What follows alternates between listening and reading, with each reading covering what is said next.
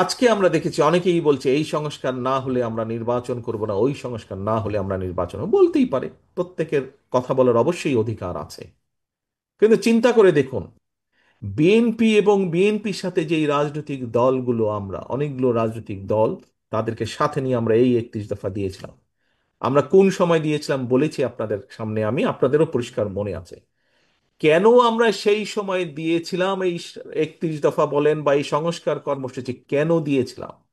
কারণ বিএনপির দেশ পরিচালনা করার অভিজ্ঞতা আছে। বিএনপির অভিজ্ঞতা আছে বিএনপির অভিজ্ঞতা আছে এই দেশের খাদ্য উৎপাদন কিভাবে দ্বিগুণ করতে হয়। বিএনপির অভিজ্ঞতা আছে কিভাবে এই দেশের নারী সমাজকে শিক্ষার আলোয় আলোকিত করে দিতে হয়। বিএনপির অভিজ্ঞতা আছে কিভাবে এই দেশের লক্ষ কোটি শ্রমিককে বিদেশে কর্মসংস্থানের ব্যবস্থা করে দিতে হয়। বিএনপির অভিজ্ঞতা আছে কিভাবে এই দেশে শিল্প কলকারখানা তৈরি করতে হয় বা তৈরি করা যেতে পারে এবং তার মাধ্যমে কর্মসংস্থানের ব্যবস্থা করা যেতে পারে।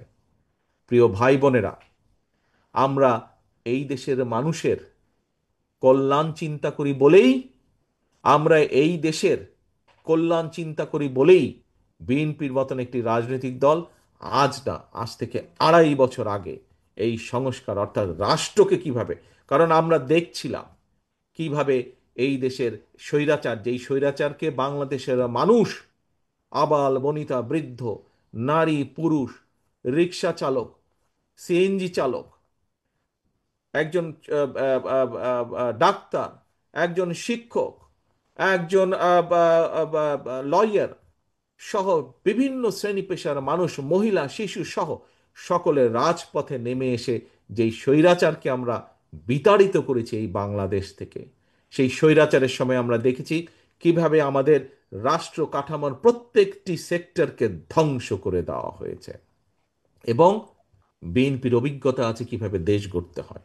সেজন্যই বিএনপি বুঝতে পেরেছে যে এই যে স্বৈরাচার পালিয়ে গেছে, সে কিভাবে প্রত্যেকটি সেক্টরকে, শিক্ষাক্ষেত্র বলুন, স্বাস্থ্যক্ষেত্র বলুন, অর্থনৈতিক বলুন, বিচার ব্যবস্থা বলুন, আইন শৃঙ্খলা বাহিনীর কথা বলুন, প্রত্যেকটি সেক্টরকে কিভাবে তারা নিজেদের স্বার্থ বজায় রাখার জন্য ধ্বংস করে দিয়েছিল।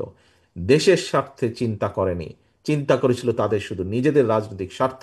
এবং সেভাবে চিন্তা করে প্রত্যেকটিকে দলীয়করণ করার মাধ্যমে, প্রত্যেকটিকে দুর্নীতিগ্রস্ত করার মাধ্যমে সেক্টর ধ্বংস করেছিল। এবং সেইটা দেখার পরেই বিএনপি এই 31 দফা ঘোষণা করেছে রাষ্ট্রকে মেরামত করতে হবে। কারণ প্রিয় সহকর্মী,